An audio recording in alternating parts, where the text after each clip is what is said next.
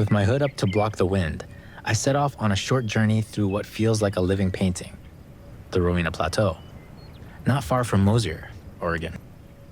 Despite the cloudy sky, which usually dulls the landscape, the plateau is bursting with vivid color. It's as if the sun, hidden behind a thick layer of clouds, has made its way into every wildflower. No wonder some of them have such poetic names: Oregon sunshine, Western goldenrod, sunflowers.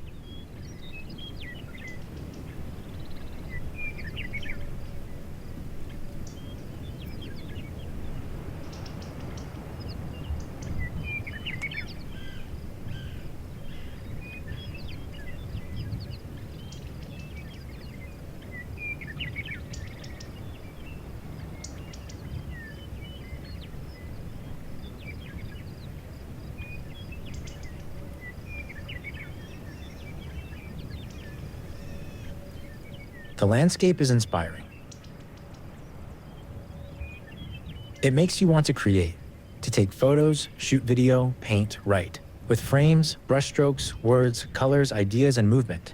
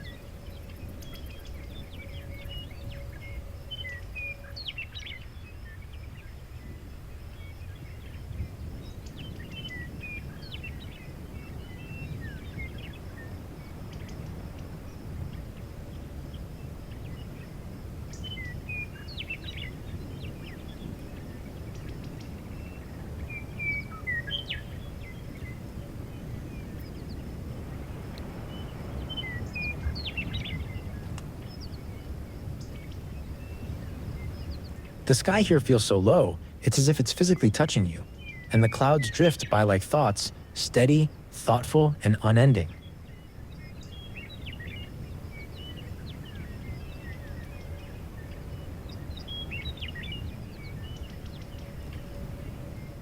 Can something so vast ever be fully grasped? A landscape this endless, this complete? Probably not. But you can come close enough to feel eternal beauty, to sense yourself as a small part of something greater.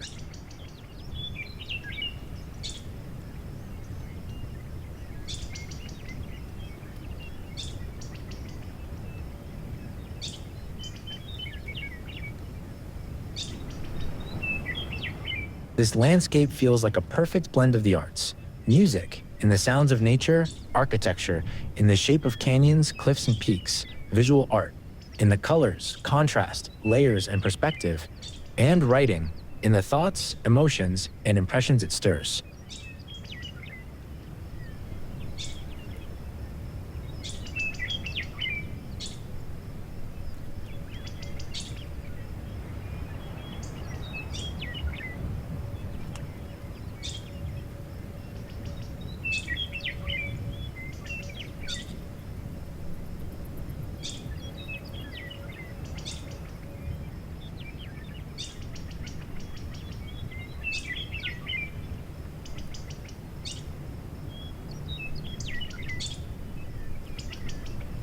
The trail I'm on today loops around the edge of the plateau. It's 3.4 kilometers long, with an elevation change of 80 meters. Along the way, it offers beautiful views of sculpted cliffs and deep canyons carved by the Columbia River, as well as ponds and depressions in the basalt, all shaped by massive ice age floods that once covered this 700-foot high rock.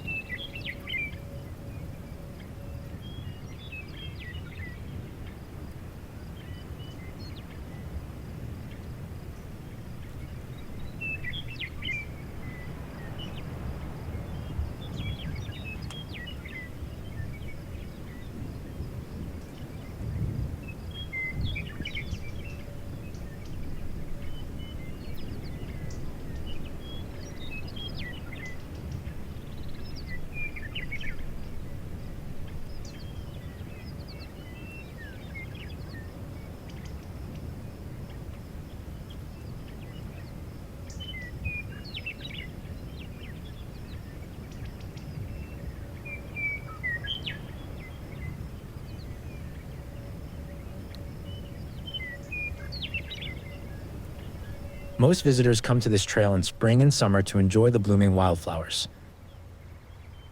One of the native plants here is balsamroot from the aster family, related to sunflowers. Native Americans used its sticky sap as a natural antiseptic for small wounds.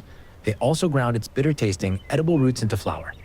Today, it seems balsamroot's main purpose is simply to bring joy with its bright, sunny presence.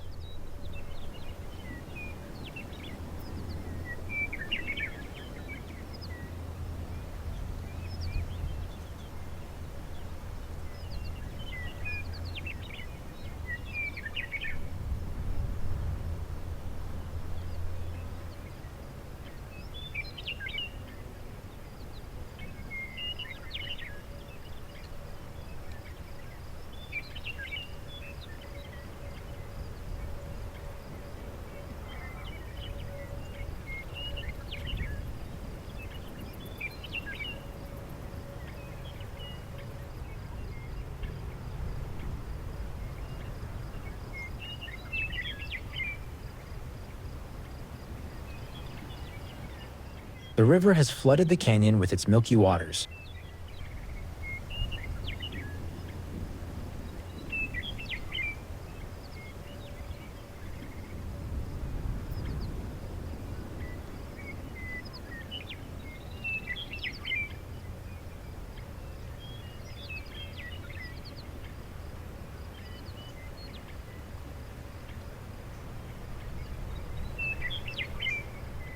The terrace is glowing orange.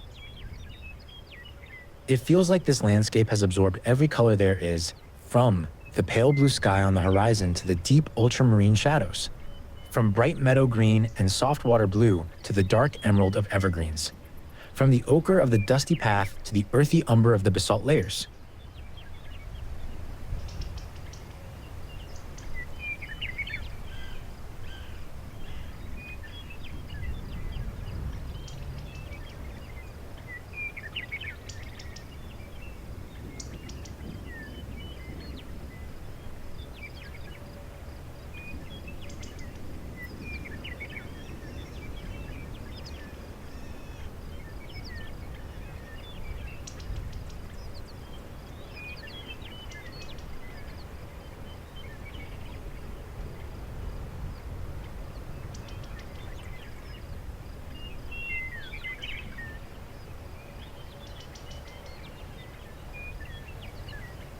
A small town stretches out across the river.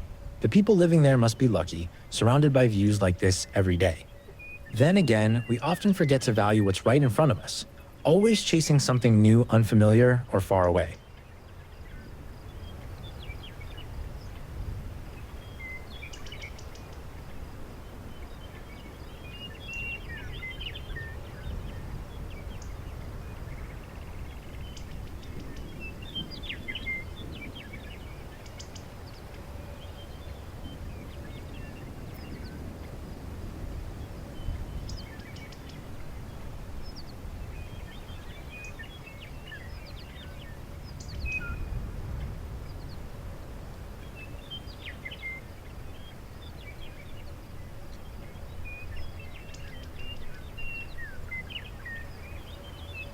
The road circling the river looks like an ant trail, constant motion, everyone hurrying somewhere, never stopping. But when you stand before the calm, timeless mountains, all that daily noise and stress suddenly feels distant, like it doesn't touch you at all. In a place like this, you feel peaceful, steady.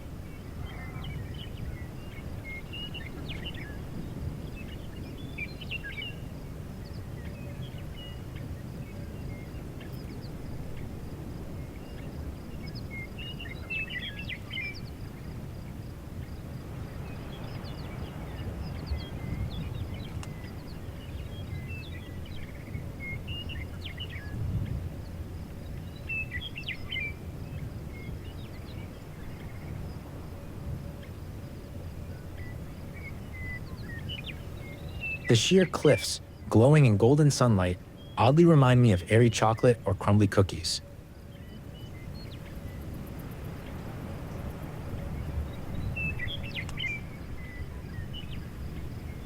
And the thick, white clouds floating above, like whipped cream.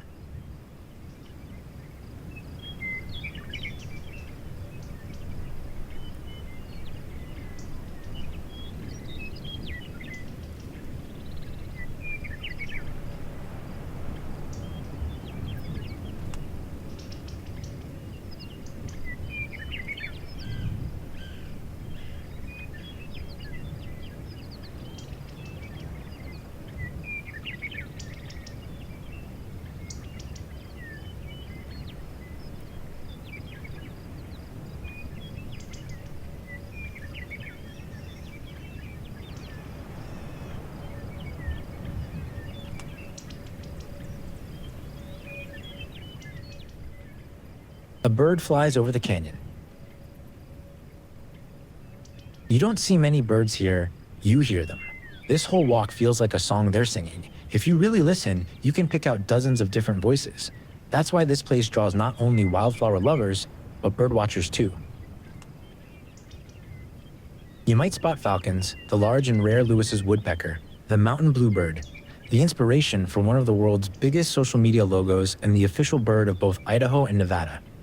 The quirky horned lark that nests on the ground, the bright yellow American goldfinch, Iowa state bird, long-tailed bush tits shaped almost like spoons, tiny but musical songbirds, the black-throated sparrow with a face like a badger's mask, and dozens more.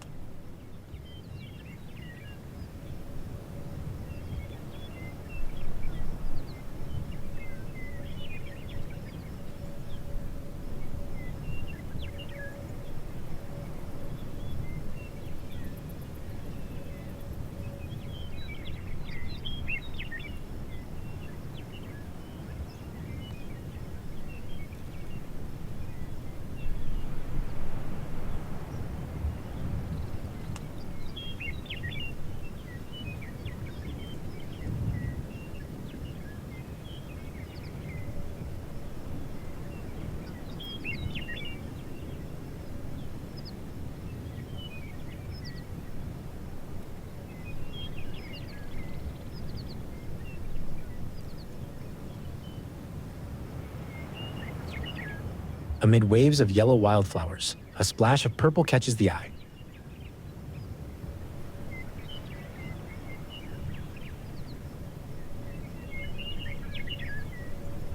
It's lupine. The name comes from the Latin word lupus, meaning wolf, because people once believed it devoured nutrients from the soil. Lupine grows all over the world, both in the wild and in gardens, and it's not just beautiful. Its seeds are packed with protein up to 50% and oil around 20%, similar in quality to olive oil. For centuries, people have eaten its seeds, and livestock graze on its green leaves, just like they do with balsamroot.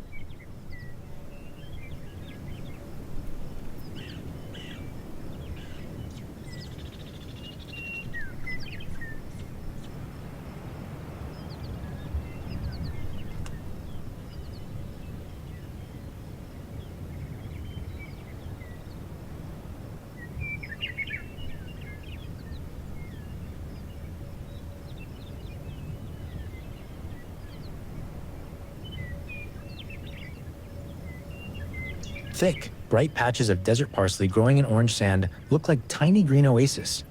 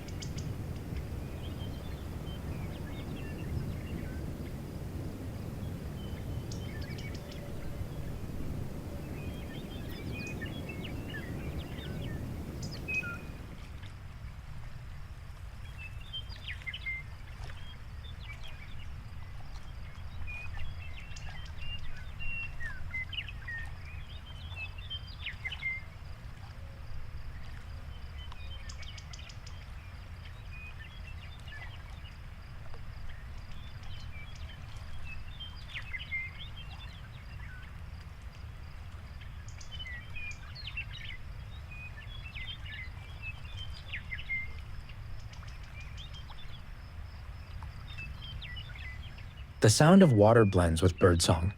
Like in a Monet painting, the water's surface reflects and merges the sharpness of the sky, the shifting clouds, the brightness of the sun, the wild tangle of plants, and the stillness of the earth. It feels like the pond is breathing in color. Monod had a method. He'd set up several canvases in front of one scene and move between them throughout the day as the light changed, capturing the feeling of a single moment again and again.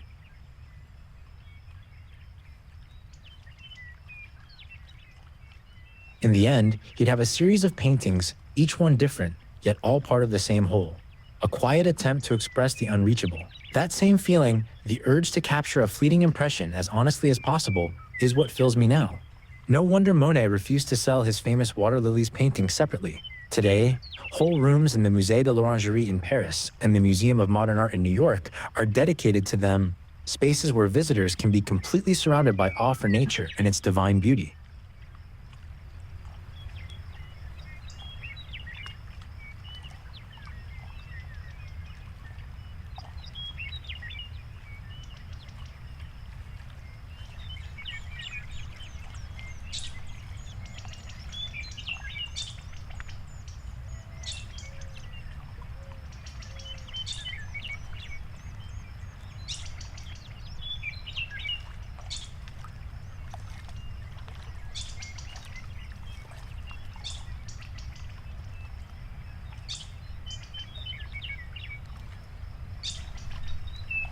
And here they are, the water lilies,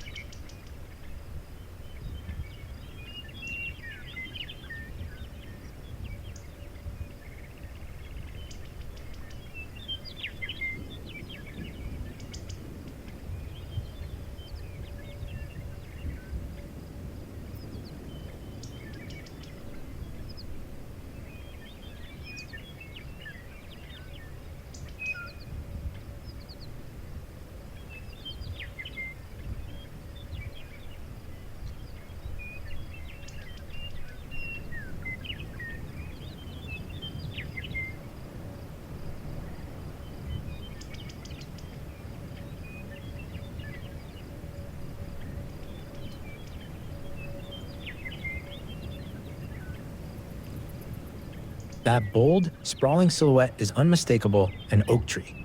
Though, in these moist lowlands near ponds, you'll often find Pacific poison oak, technically a woody vine. It gets its name from the shape of its leaves, which resemble true oak. Touching it can cause a strong allergic reaction.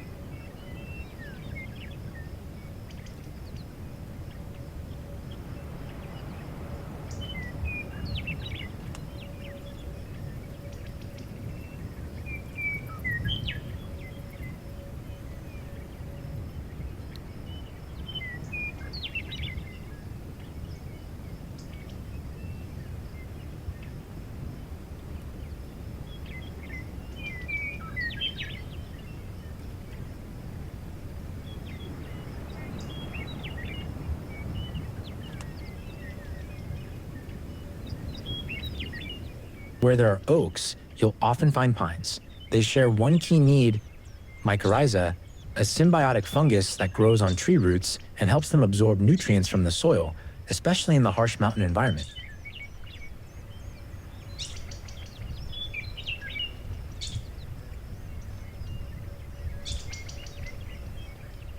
Mountain pines are very different from forest pines. Forest pines grow tall and straight, competing for sunlight. Mountain pines, on the other hand, deal with extreme conditions, temperature swings, strong winds, and poor soil.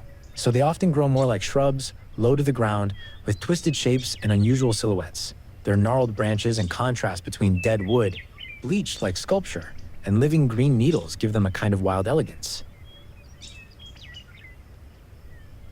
Trees like these have always inspired artists across eras and styles. From ancient Eastern bonsai art and traditional mountain miniatures to the bold brushwork of post-impressionist painters.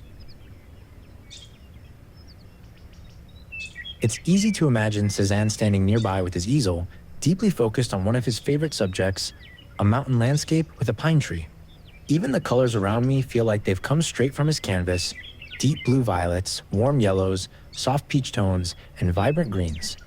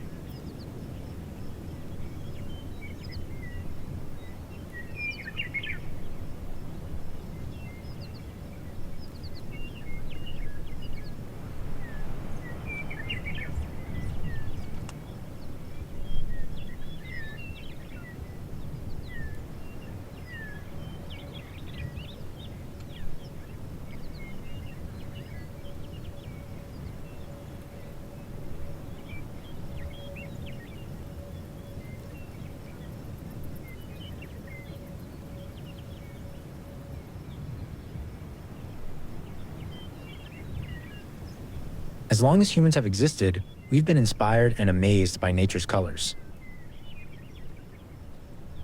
Even Newton and Goethe tried to understand color harmony and build systems to explain it.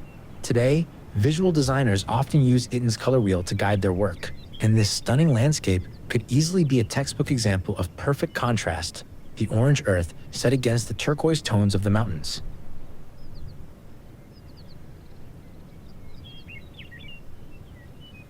And a pinkish purple patch of lupine floating in a sea of grassy green.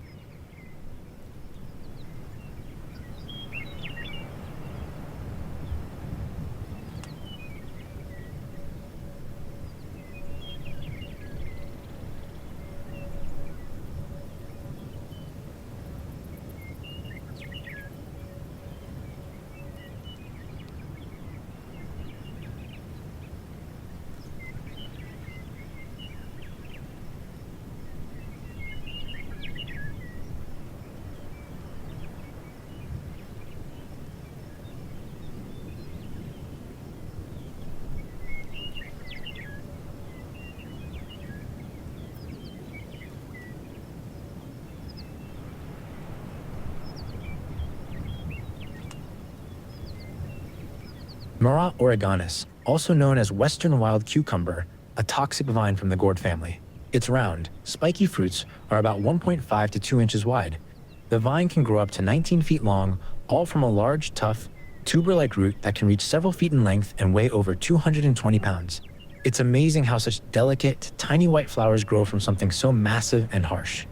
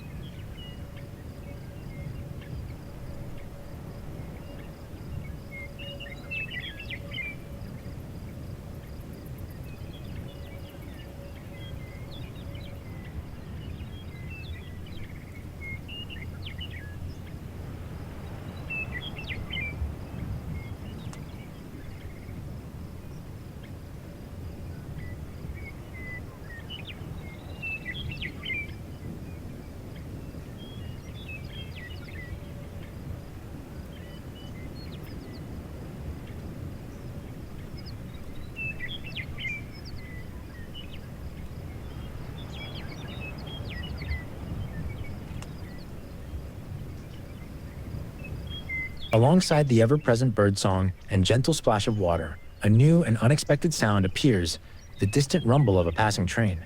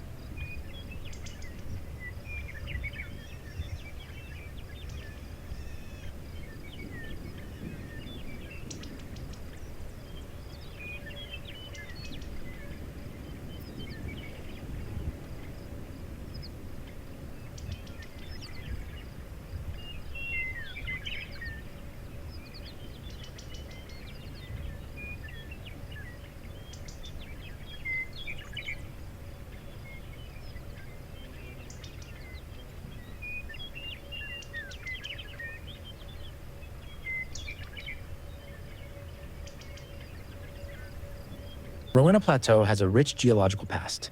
Like much of the Columbia River Gorge, this land was once flooded by lava millions of years ago, which cooled into the basalt we now see exposed in the cliffs.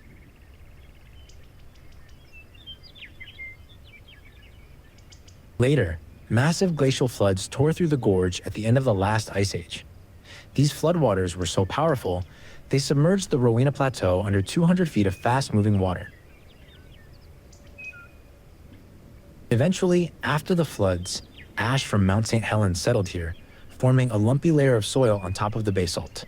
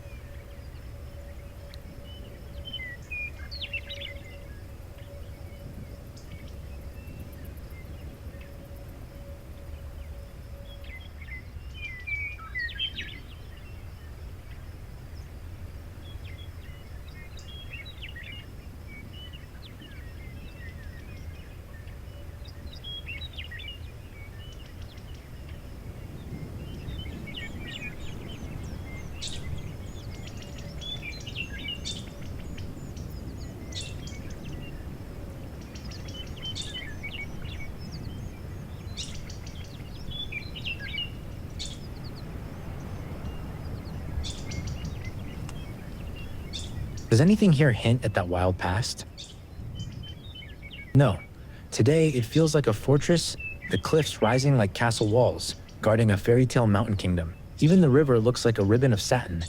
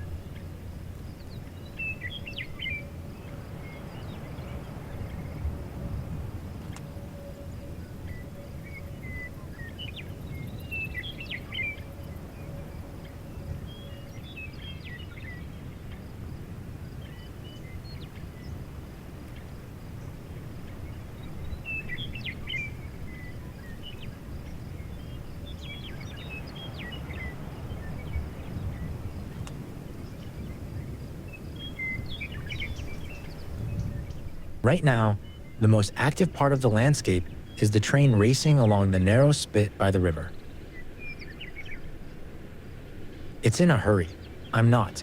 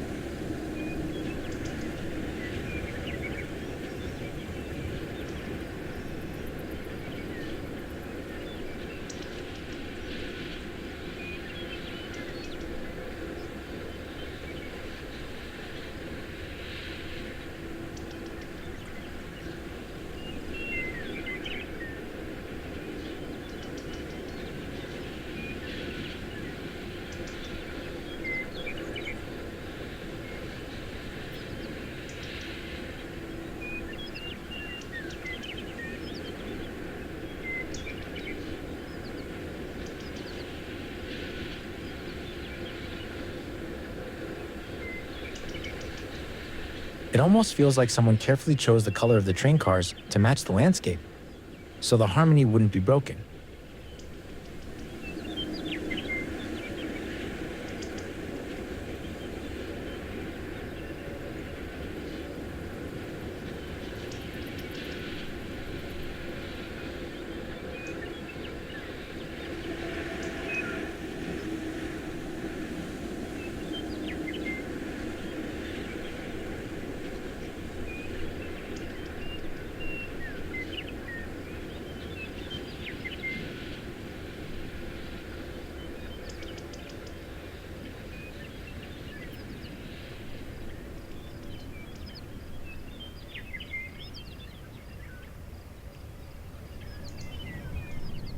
The train has passed. It's quiet now. Quiet, meaning birdsong and the sound of the wind.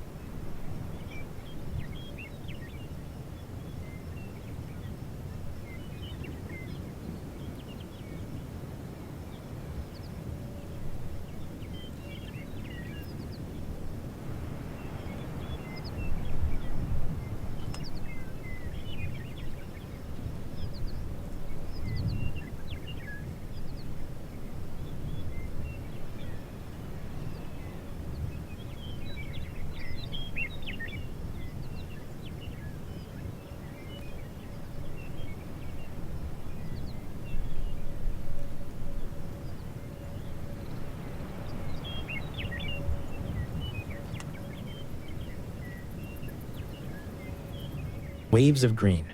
The wind plays with the grasses, moving to its own rhythm, blending perfectly with the song of the birds. Rhythm is everywhere in life, in music, in poetry, in our heartbeat, in movement and design. But this rhythm, this green rhythm, soothes and inspires. It brings a quiet joy.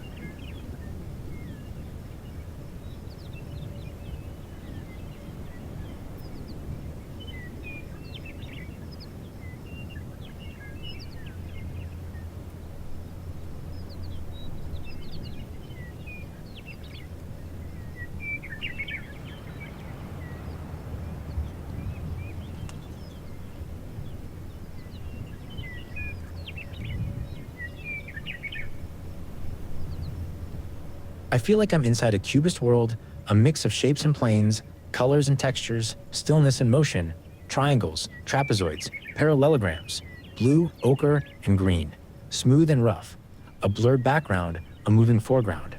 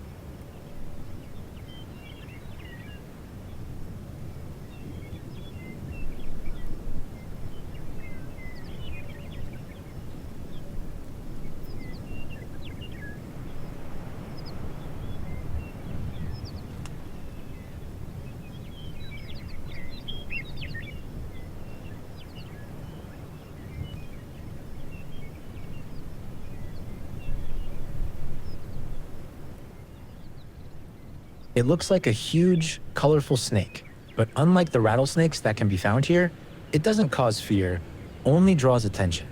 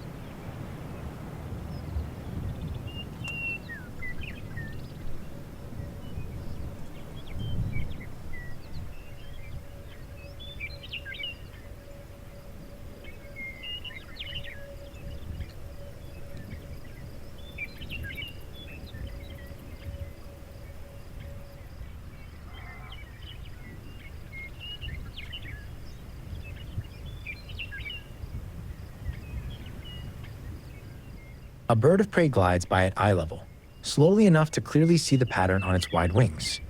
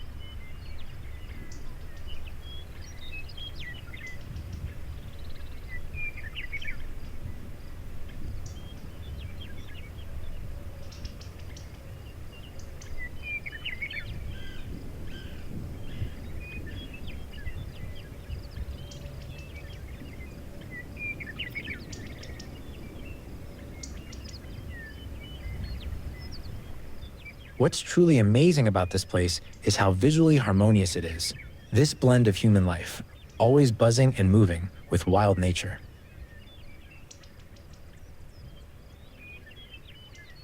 Cars, trains, people, animals, birds, plants, the river, all moving on their own paths, side by side, never colliding, never interfering.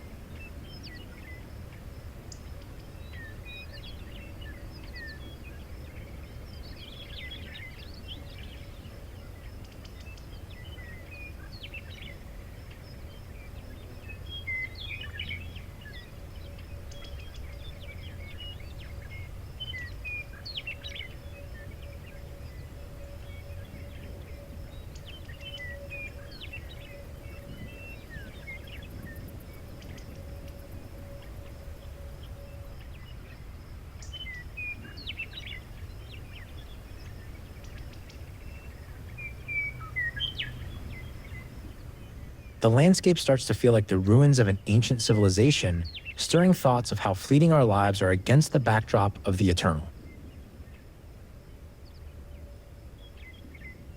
One day, I'll be gone, just like everyone else. It's all in God's hands. But this place will still be here, its colors catching someone else's eye, the wind swaying the sea of grass, butterflies fluttering, birds singing.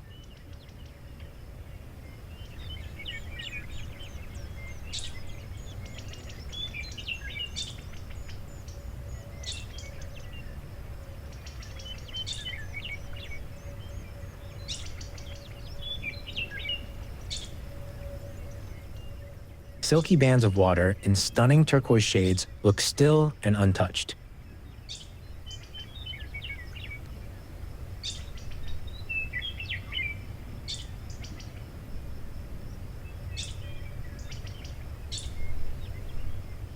With just a change in angle, a shift in light, the river changes. Whitecaps form, and the water takes on a new shade. It flows steadily, tirelessly.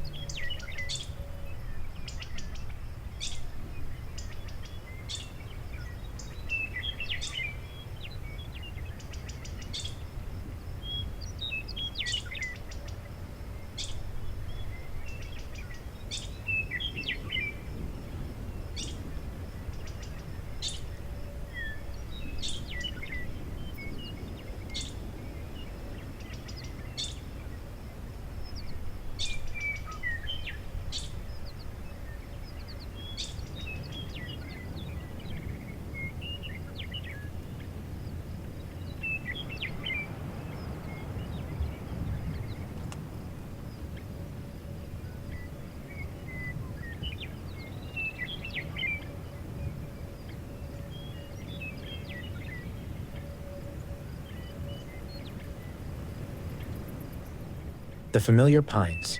Cezanne is long gone. The wind runs its fingers through the long needles, parting them, letting sunlight pour through the crown. Light and shadow reveal the tree's striking shapes and the incredible twists of their branches.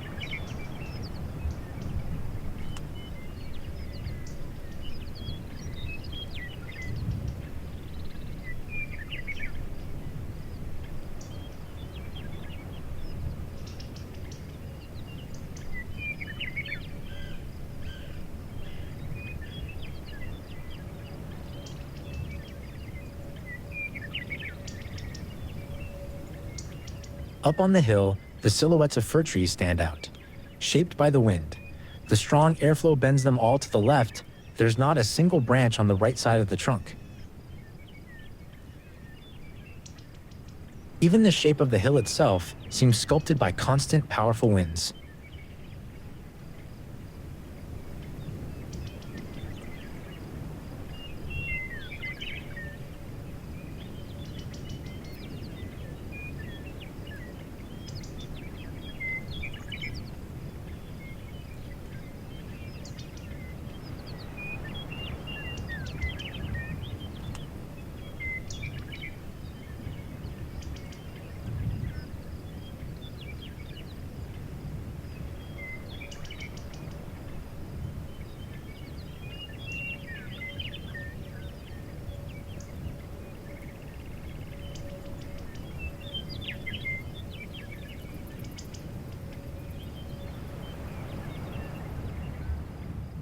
One last look at the thick, textured carpet of wildflower.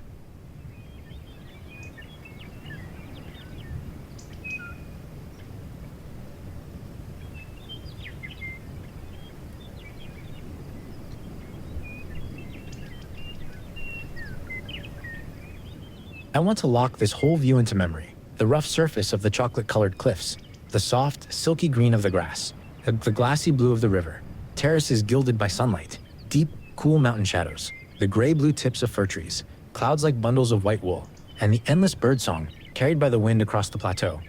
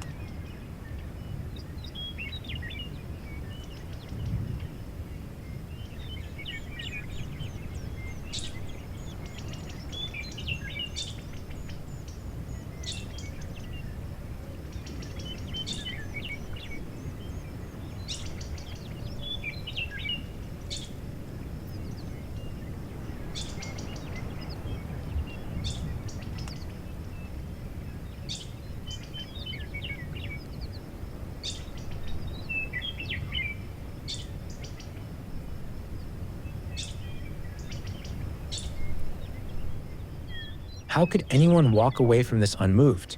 You can't. What you see, what you feel, it changes you.